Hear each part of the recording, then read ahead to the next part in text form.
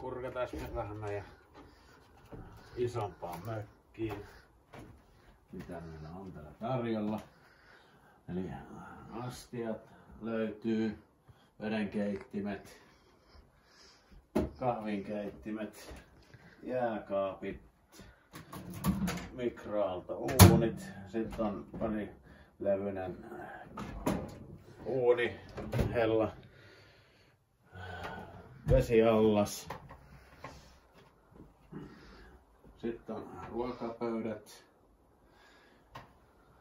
vuodesohva, 2 hengelle levitettävä, televisio.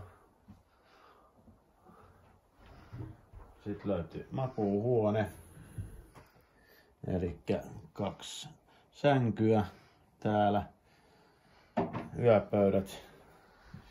Soveltuu 1-2-4 henkeä. Mielellään jos on pienempää väkeä, niin sohvalle sopii pari aikuista sit makuuhuoneeseen. Tila on semmonen 24 ja oma terassi, järvinäkymä. Tietysti ranta on ihan vieressä.